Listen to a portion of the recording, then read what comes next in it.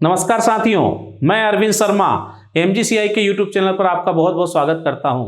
दोस्तों, काफ़ी लंबे इंतजार के बाद कल प्रोफेशनल एग्जामिनेशन बोर्ड ने आरईओ एसएडीओ की जो री एग्ज़ाम हुई थी उसका परिणाम घोषित कर दिया।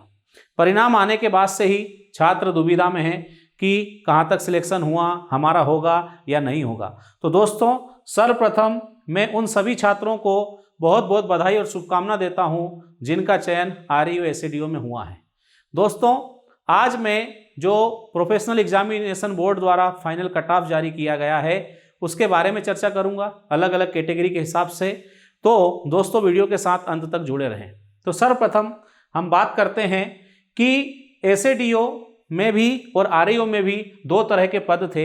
एक को कहा गया है कार्यपालिका, जो कि टोटल में से 80% सीट्स इसके लिए थी, और 20% संविदा, जो पहले से गवर्नमेंट प्रोजेक्ट्स में कार्य कर रहे हैं उन लोगों के लिए थी 20%, उसको संविदा कहा है। तो इनका अलग अलग कट ऑफ मैं आपको बताने वाला हूं।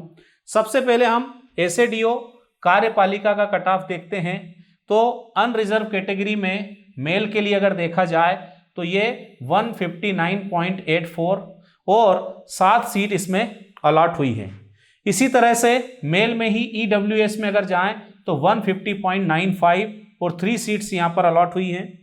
ओबीसी की अगर बात करें तो 155.75 7 सीट्स यहाँ पर भी थी। एससी मेल की अगर बात करें तो 143.44 यहाँ 5 सीट्स। एसटी की अगर बात करें तो 134.47 और 7 सीट्स यहाँ पर भी अलॉट हुई हैं। इसमें कुछ सीट्स कम कर दी गई हैं, तो ये वाली जानकारी मैं नहीं दे रहा हूं। मैं आपको फाइनल अलॉटेड सीट बता रहा हूं कि कितनी सीट्स यहां पर है जिसके ऊपर सिलेक्शन हुआ है।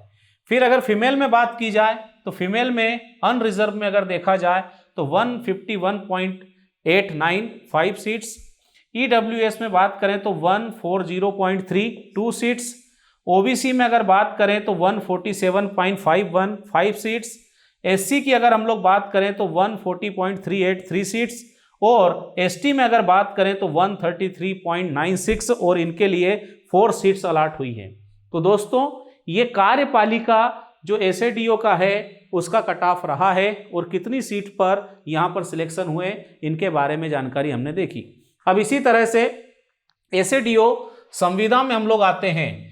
20% ये जो सीट है इनके लिए रिजर्व थी, इनका कट ऑफ अलग से देखते हैं। तो मेल में पहले बात करता हूं। Unreserved 145.22 3 seats. ईडब्ल्यूएस के लिए यहां कोई सीट नहीं दी गई है। ओबीसी की अगर बात करें तो 134.68 ये 3 सीट्स हो गई। एससी की अगर हम लोग बात करें तो 133.87 यहां पर 1 सीट थी। एसटी के लिए बात करें तो 103.26 यहां पर थी 2 सीट। इसी तरह से अगर हम फीमेल में बात करें तो अनरिजर्व में 125.08 1 सीट। ईडब्ल्यूएस में यहाँ कोई सीट नहीं दी गई। ओबीसी की अगर बात करें तो 129.59 1 सीट। एससी में बात करें तो 132.83 यहाँ भी 1 सीट। एसटी में अगर बात करें तो 100.6 यहाँ भी 1 सीट। तो इस तरह से आप देखेंगे कि मैंने यहाँ फ्रीडम फाइटर या फिर फिजिकल हैंडीकेप्ड या और किसी तरह के जो रिजर्वेशन है उनके बारे में मैंने यहाँ पर चर्चा नहीं की है। ये हम ओपन सीट के बारे में यहाँ बात कर रहे हैं। दोस्तों, इसी तरह से हम बात करें तो आरईओ में हम आते हैं कार्यपालिका 80% जिसके लिए यहाँ पर सीट्स थी। इसका कट ऑफ देखते हैं। अनरिजर्व 145.76 और 85 सीट्स जो हैं अलॉट हुई हैं। ईडब्ल्यूएस की बात करें तो 134.89 33 सीट पर। OBC 140.09 78 seat. एससी की अगर बात करें तो 127.75 52 सीट्स। एसटी की अगर बात करें तो 123.08 68 सीट्स पर हुआ है। इसी तरह से फीमेल की अगर बात की जाए तो अनरिजर्व में हम देखते हैं 133.99 55 सीट्स। ईडब्ल्यूएस में 122.9 20 सीट्स। ओबीसी में अगर बात करें तो 132.97 55 सीट्स। एससी में हम लोग देखते हैं 125.59 32 सीट्स, और एसटी कैटेगरी में अगर हम लोग बात करें तो 117.79 और 41 सीट्स। ये कार्यपालिका का हो गया। इसके बाद हम लोग आगे बढ़ें तो RAEO में संविदा जिसके लिए 20% सीट रिजर्व थी, हम अनरिजर्व की बात करते हैं 123.46 21 सीट्स, EWS में 104.15 8 सीट्स, OBC में 116.09 22 सीट्स, SC में अगर बात करें तो 107.45 13 सीट्स, ST कैटेगरी में अगर हम लोग देखें तो 81.45 18 सीट्स। इसी तरह से फीमेल में अगर देखें तो अनरिजर्व में हम लोग देखते हैं 104.93 14 सीट्स, EWS में आप देखोगे 0 है ना, इसके बाद फीमेल में नहीं है। OBC में बात करें 102.85 14 सीट्स, SC में अगर बात करें 103.23 8 सीट्स और ST में अगर हम लोग बात करें तो 84.134 सीट्स। दोस्तों ये जो कट ऑफ है ये हमारी उम्मीद से काफ़ी ज़्यादा आया। इसके बहुत सारे रीजन हो सकते हैं, कारण हो सकते हैं।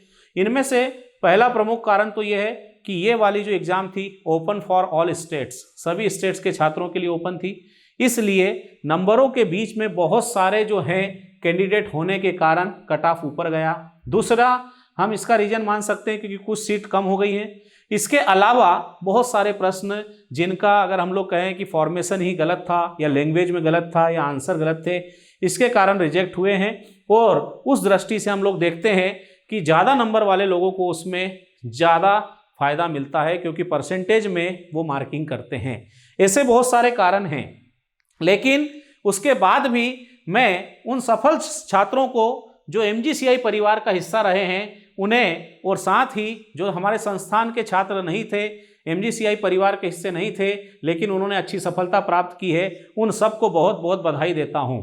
दोस्तों इसके साथ ही मैं आपको प्राइड ऑफ MGCI, ऐसे छात्र जो MGCI परिवार का हिस्सा रहे हैं और उन्होंने इस संस्थान का इस तरह का रिजल्ट लाकर गर्व से सीना चौड़ा कर दिया है, उनमें अगर हम लोग बात करें तो चेतन पाटीदार 170.72 मार्क्स के साथ SADO में फर्स्ट रैंक है।